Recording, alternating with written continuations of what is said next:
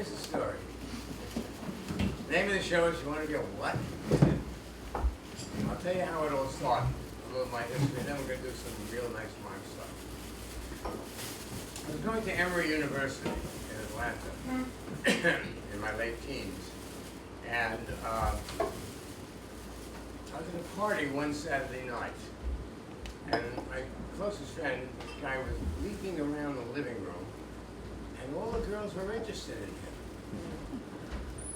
Years later, when they threw me out of Emory for political activity, I had the weird New York idea that blacks shouldn't have to sit in the back of the bus, they shouldn't have to drink from different drinking fountains. I even thought they should be able to vote. And I was organizing people to vote. So they threw me out of Emory. Dean called me in and he said, we're expelling you, Shepard. I said, why? He said, you've been late to 2 classes. I said, everybody's late to 2 classes. He said, we don't want your kind here, Shepard. So that was Emory at that time. Of course, it's a different world today. So I came to New York. I went to Adelphi in Long Island. Remembered my friend leaping around, and I found that I could take modern dance instead of phys ed. So I began to take dance there. And then I began to study dance, modern dance, in the city. I was living in Brooklyn, took the train to Delphi. And gradually I began to dance more, danced in some dance companies. Met a guy who had studied mime in Europe with Etienne Decroux, the teacher of Marcel Marceau and Jean-Louis Barrault. I saw the picture with Jean-Louis Barrault called Children of Paradise, which was about a mime who lived in France in the early 1800s. And in that picture, they did some of the mime pieces that his Devereaux's son had written down in 1840. And I kept studying mime, I kept practicing. I studied with Alvin Epstein, who had been Etienne Decroux's leading man in his troupe, and been doing it ever since. And somehow, I made a living. And you know, there's only one thing that pays less than mime, and that's poetry. I raised 4 daughters. Occasionally I would make them go on the stage with me and play little parts. And my youngest daughter is now a shrink, and she said, making children go on the stage and do mime is child abuse. So that's my story. It's still here. And I started out in New York at this time in New York, as a raised in Brooklyn, but I formed America's first ensemble mime troupe. And we did the first show at the Circle in the Square. I borrowed the theater. We did A.A. Milne's Poetry for Children. Then I used the small hall at Carnegie Hall and did another show. And I began to do it regularly and began to teach. I was studying with Alvin Epstein, but I formed a class and I would teach them what he taught me last week. And if I missed a week with him, we had review. In the last few years, after doing this stuff for so long, I've been performing all over the world, at mime festivals, theater festivals. In recent years, I've been in Shanghai, Istanbul, Armenia, Sydney and Melbourne, Australia, Jakarta, Bali, California, New York, Bristol, England, and somebody just finished shooting a documentary on me the other day, 2 days ago, and the punchline of this film is, so you don't need words to be able to communicate, you can do it in mime, but you have to listen. So I wanted to show you some of the exercises that we do to become a mime. Mime is not making a wall, which is the symbol for mime these days. But I'm going to show you some of what we do to train the body. What we want to do is get the body articulated so that you can communicate physically as well as vocally. So what we do is we break the body into 5 pieces. All right, we're going to incline forward now. Ready? And Head, neck, chest, waist, pelvis. Pelvis, waist, chest, neck, head. And now from the bottom up. Pelvis, waist, chest, neck, head. Pull out head, neck, chest, waist, pelvis. Put a foot forward. Same thing to the rear. Head, neck, chest, waist, pelvis.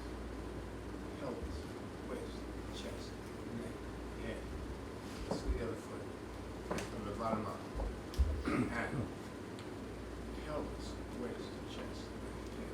Lower your chin, head, neck, chest, waist, pelvis. Same thing to the sides. Ready? To the left. To the right. The other way, the other way. The other way. Here we go. And head, neck, chest, waist, pelvis. Come on, pelvis, waist, chest, head. The other side from the bottom up. Pelvis, waist, chest, neck, head, head, neck, chest, waist, pelvis. And a rotation. Rotate to the left. To the right. Head, neck, chest, waist, pelvis. Come back, pelvis, waist, chest, neck, head. Other side from the bottom up. Pelvis, waist, chest, neck, head, neck, chest, waist, pelvis. So we've gone forward, gone back, went to the side, we rotated. Let's do a little whip based on forward and back. Ready? And pelvis, leading with the pelvis. So you want to be able to ripple through the entire body. Now, snake. So what we want to be able to do is this with the whole body. So we work with our hands and we work with our faces. But the main thing is this articulation of the torso. There's another group of exercises that we do called translation. Trans means across. Head, forward, center, rear, center, forward, center, left and right, head, center, head, center, head, center, head. Chest, forward and lift, center, rear, center, forward, center, center, left and right, center, and back and forth. This becomes the mime illusion of a tug of war.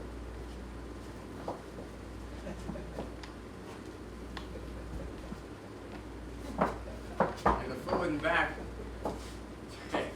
translations create the basis of kinds of character. Put your head forward, chest forward, one character, make a wall.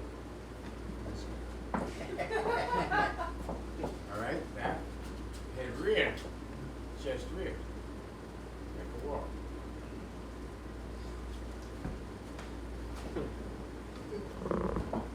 All right, head forward, chest rear. Walk as this character.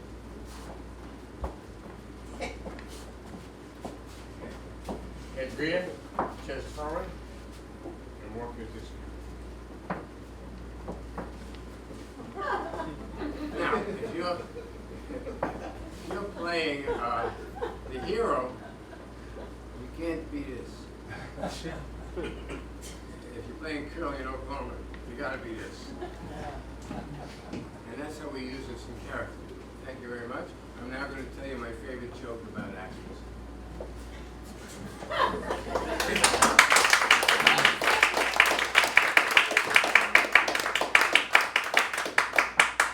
Which utilizes what we just did.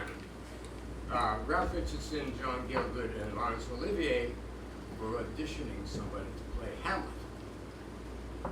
And they've been auditioning people all day long, and they don't find the right Hamlet, and they're on the stage. They're in the audience, and these people are auditioning on the stage. And in from the back of the auditorium in the theater comes a little old man.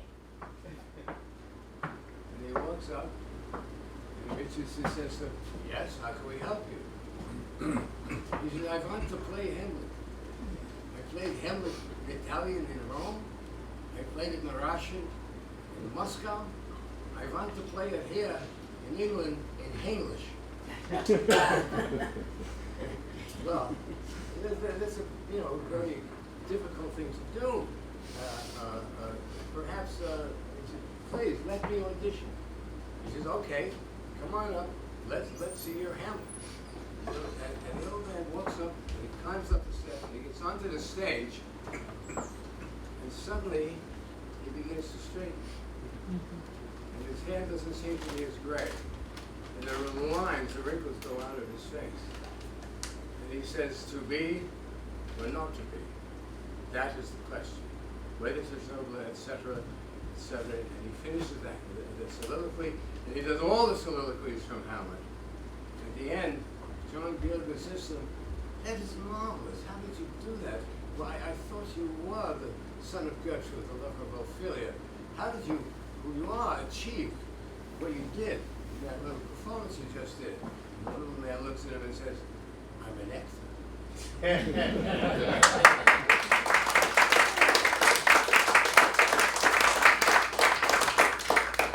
So that used a couple of the positions. All right, now Nick Wilson is going to take over, and I'll shut my mouth. Here is a tale about the cycles of civilization adapted from a story by James Thurber. The scene is a park in any city.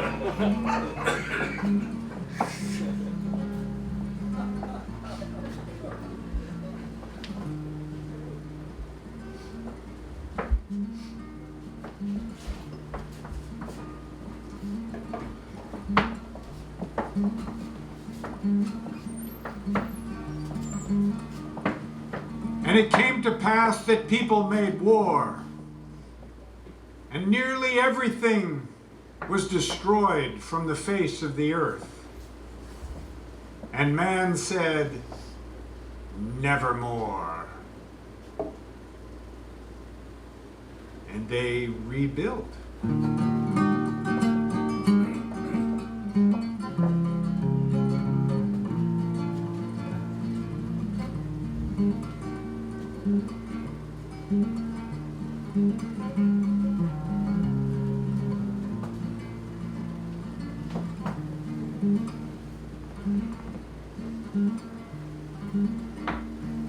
In time, everyone was specialized again.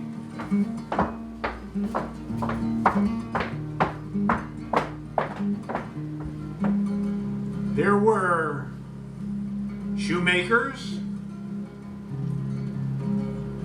dictation takers, jet flyers, town criers, housebreakers, Senate investigators,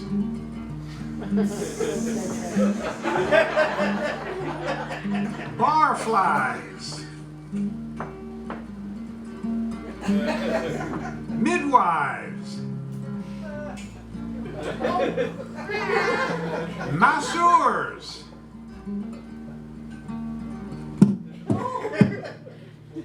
connoisseurs, cowpunchers,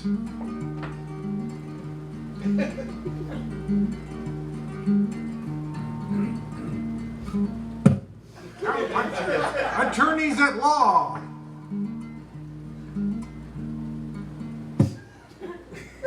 mothers-in-law,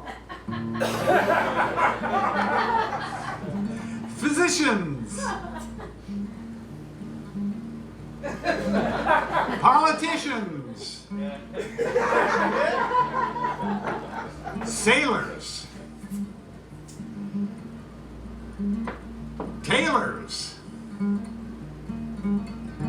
jacks, queens, kings, and soldiers, soldiers, soldiers, soldiers, soldiers, soldiers, soldiers, soldiers, and leaders who told the people to burn and kill and maim those other people for the greater glory of God. And it came to pass that people made war.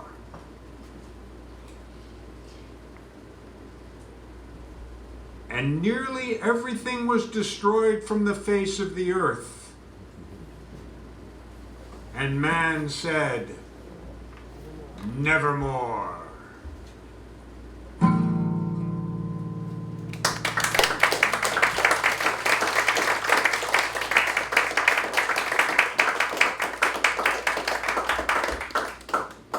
And now, the space trip.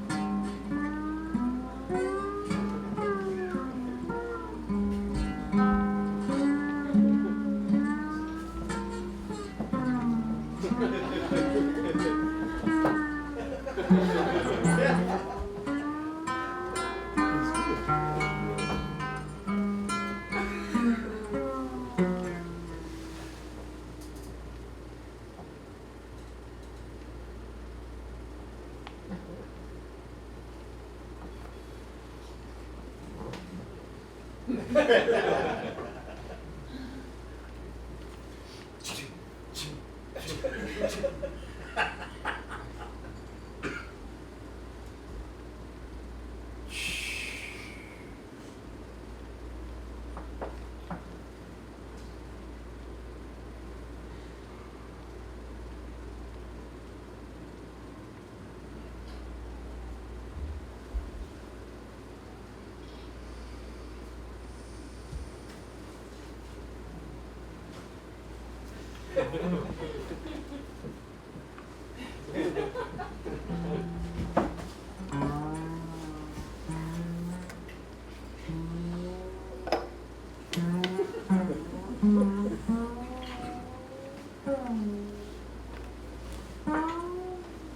is mission control. Prepare to land on the moon.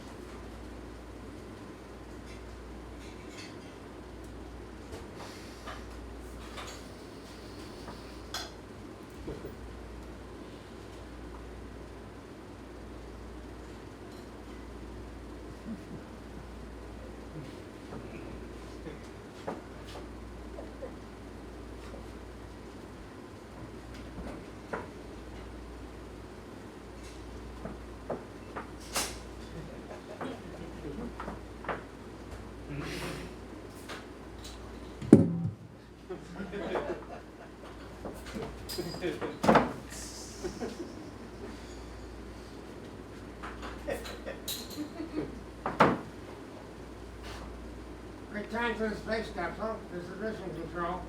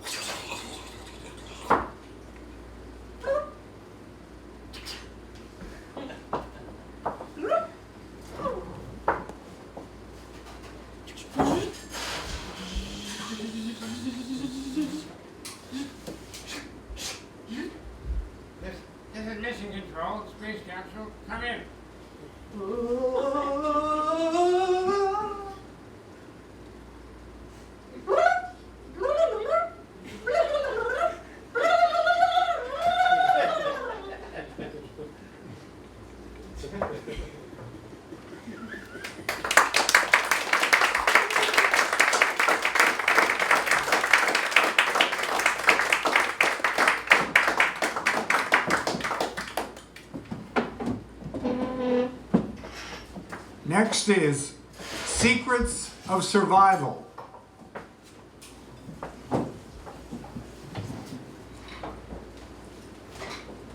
Once there was a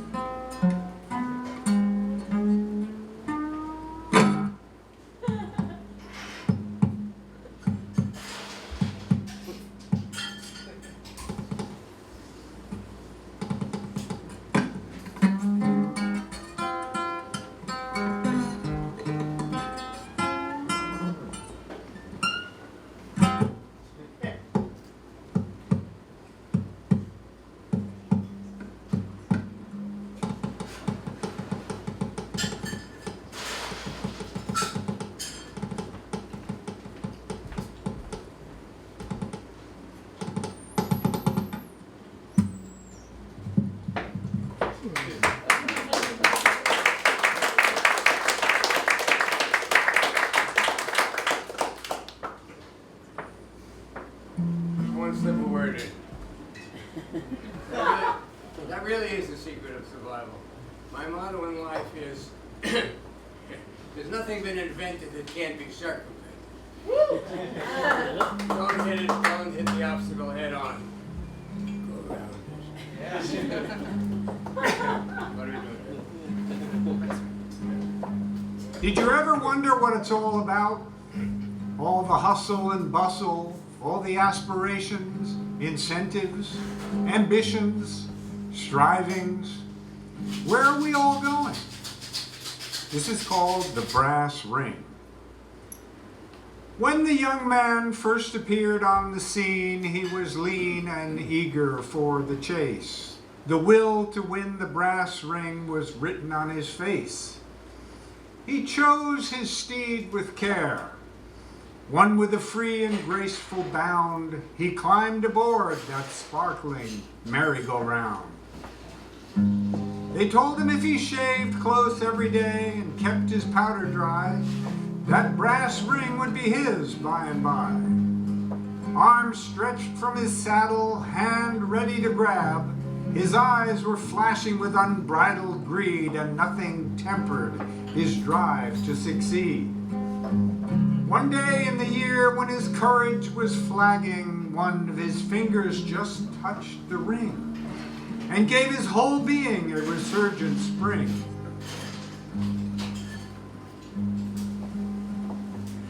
And then one radiant morning, ta-ta! Congratulations, you have just won the grand prize, a free ride on the very same merry-go-round. Go round, go round, go round and round, go round.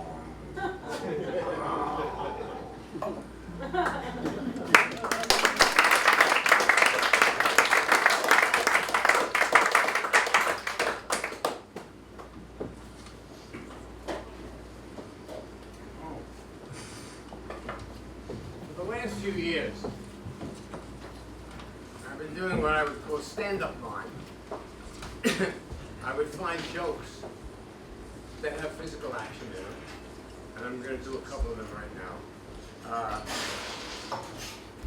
And I've been doing stand-up mime in various places where they speak English and understand the joke. The first one is, one day, an old man was walking through a field, and it was a misty day, and there was dew on the grass. And as he walked along, he heard a little voice say, "Hello." He looked down, and there was a little frog.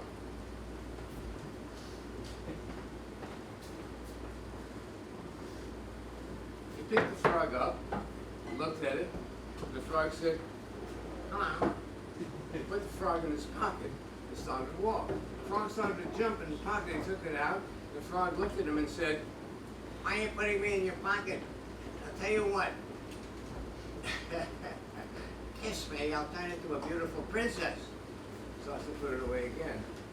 He said, why are you putting me in your pocket? I told you I'll be a beautiful princess. I'll tell you what, I'll do anything you want for the rest of your life. So I put it in his pocket again. I said, "Don't put me in your pocket. Do anything you want as a beautiful princess." He says, "I'm 93 years old. To me, a talking frog is interesting."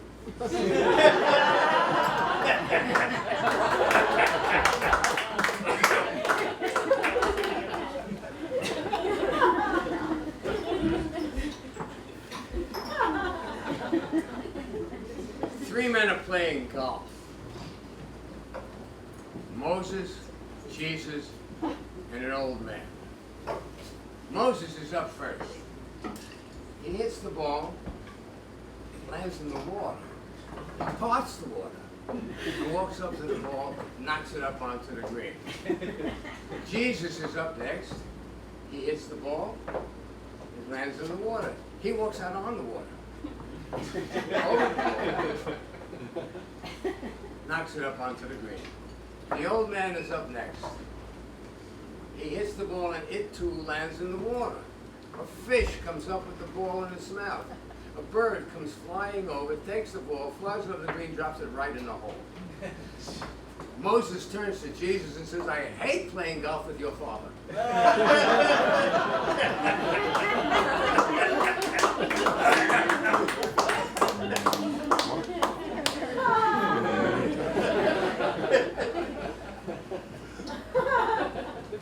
One day, the man decides to do something special for his 94th birthday. He rents the fairgrounds in St. Lauderdale, Florida, and he puts it out on the radio and on television and puts ads up for his birthday. At 10 o'clock in the morning on his birthday, he's going to climb a 250-foot pole and dive headfirst into 2 feet of water. And it's only going to cost $3. Sure enough, on the day of his birthday, there is a pole there, and it's got metal things sticking out, and there's a tub of water. And he watches it, he looks at it, and people are starting to arrive early in the morning. And they're paying their $3. And by the time he's ready to climb, there's 500 people there. And he starts to climb. And he gets to the top, and he loses it, and he holds on, everybody goes, "Ugh!" And he catches it, and he gets up, and he gets into the basket up there.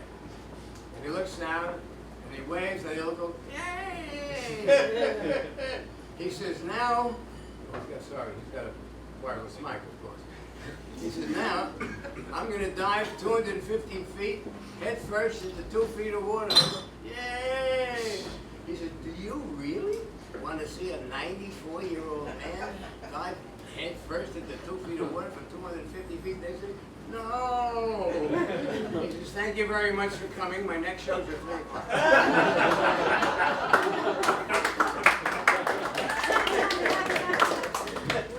So those are examples of stand-up mime.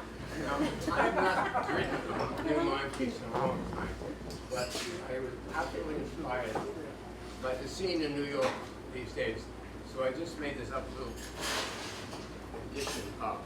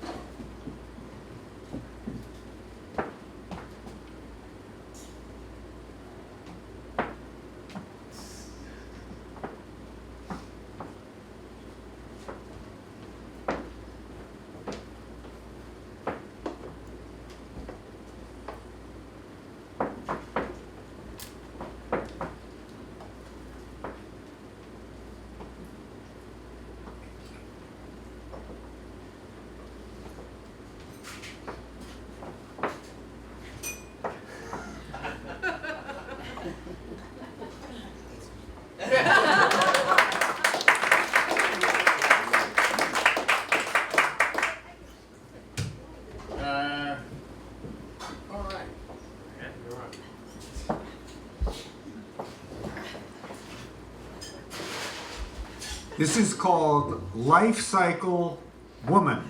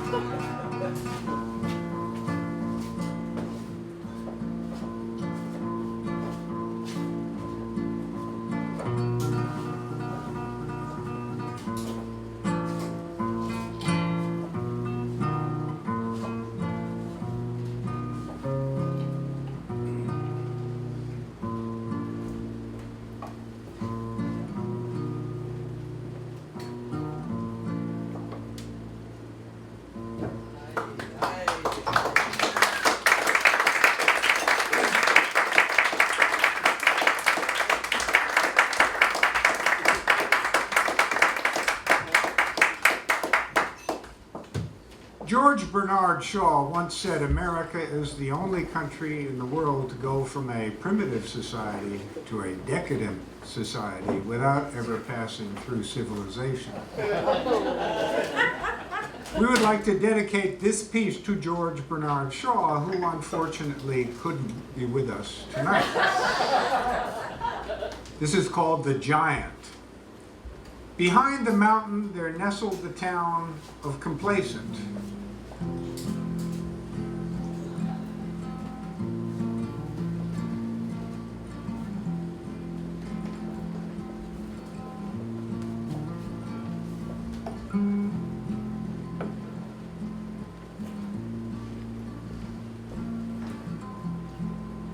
The townfolk were confident, continent, and content.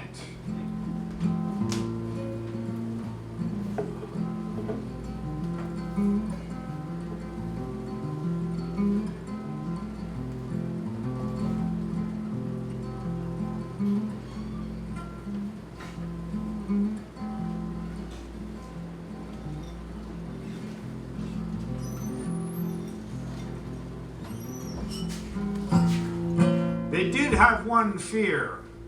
On the other side of the mountain there lived a giant. Their protection against this giant they knew from having been told by their newspapers, their mayor, and a medium named Clara, was a special symbolic gesture.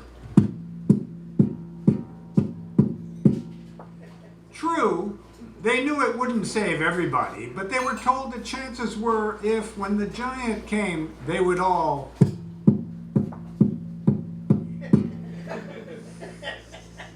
The vast majority of them might be saved.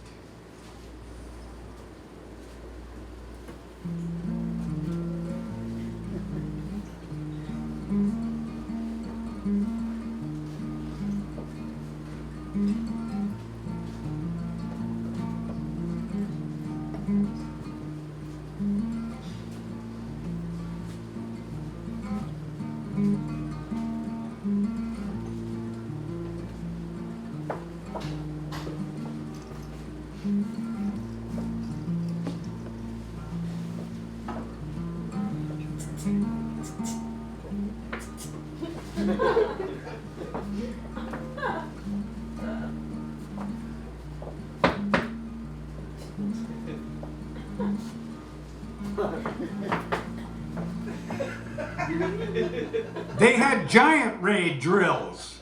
The alarm would sound and people would stop whatever they were doing and some people didn't believe in and refused to do it. However, the moral majority soon took care of the dissenting minority. In time, it became too much trouble not to. Eventually, even the skeptics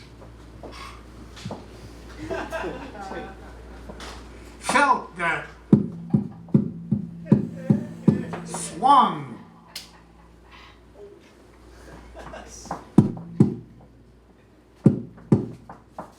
One day, the thunder of the giant's footsteps was heard.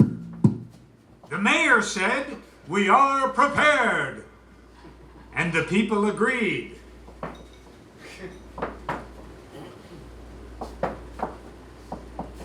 The giant stepped over the mountain. His big toe squashed everyone and everything flat. Moral: you can fool too many of the people too much of the time. I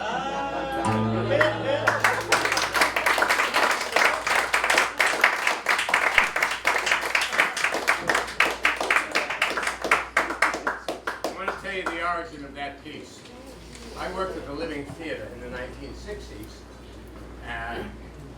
which is an experimental theater, avant-garde theater, and we used to have air raid drills in New York. The sirens go off, the children were told to go under the school desks. People were told to take shelter when you heard the air raid siren. And the entire company of the Living Theater one Saturday afternoon, when the siren went off, they didn't go out of the park. They stayed there, and they refused to take cover. There was protests from all over the place, and eventually they were let go. And I never heard of anything so ridiculous that standing in a doorway or under a desk and he saved you from an atom bomb. So I wrote that piece for the Living Theater back then. All right. Where are you? We are at the life story of William Overcast.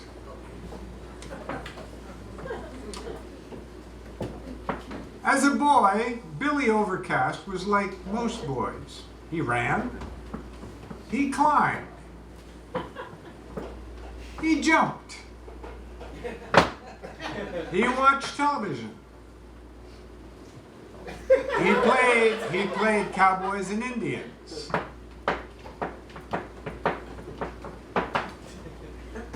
He washed his face. He combed his hair. He went to school. He flirted with the girls. He ate ice cream. And even as a young boy, Billy Overcast worried about the future.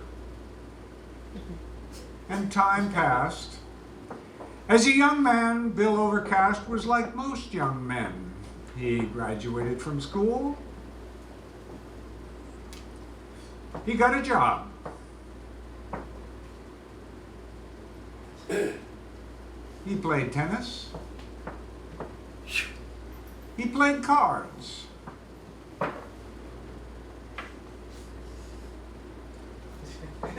He drank.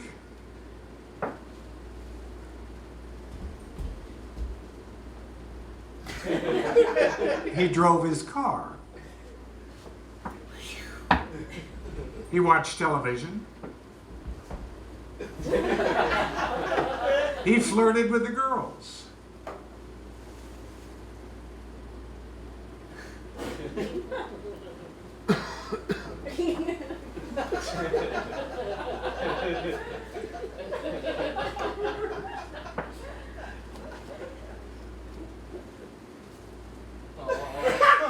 He got married. And he worried about the future. And time passed. William Overcast put on some weight. His hair got a little thin. He flirted now and then. His children grew up. He had some success. He had some failure. He got an ulcer. He walked less. And more than ever, he worried about the future.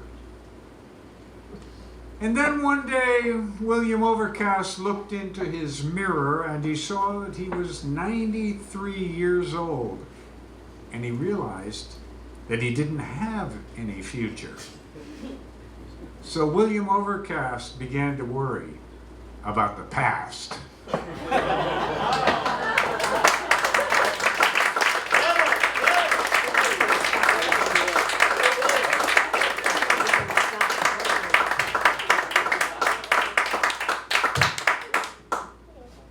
This next one is called The Arcade. Great, before you do that. Yeah. This is our final piece, The Arcade. Does anybody have any questions? Quick questions you'd like to answer about mime or anything else? Any spiritual questions? He has 87 years of experience. He knows a few things. I am at this moment the world's oldest actor's mime. Yeah.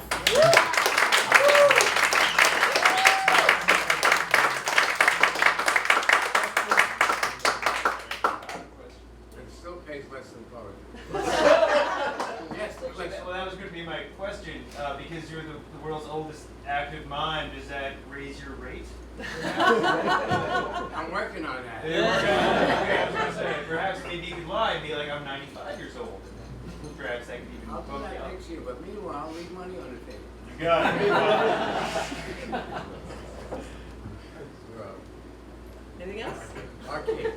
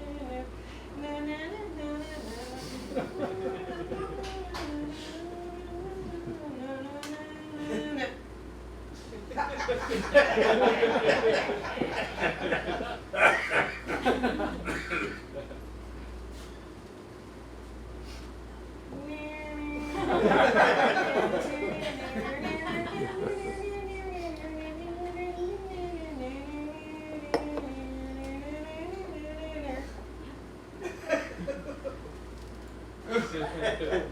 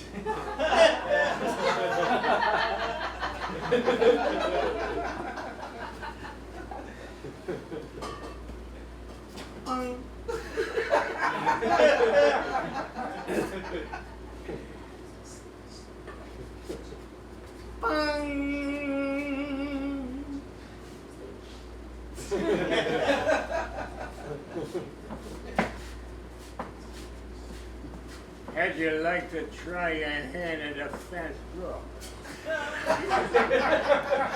Put your money in a slot, put your gun on, and let's do it.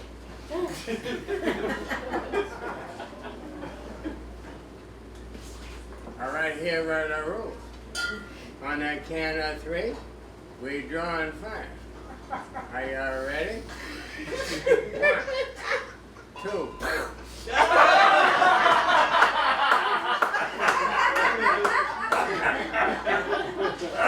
You wanna go again?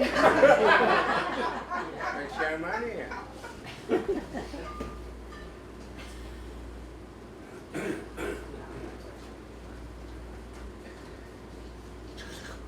All right, you know the rules?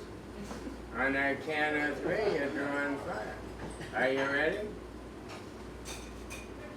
1. Ah, you got me.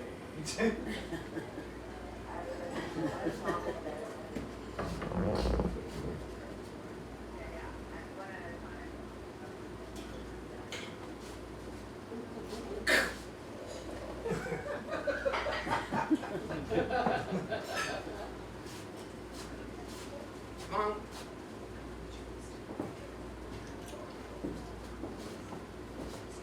Yeah.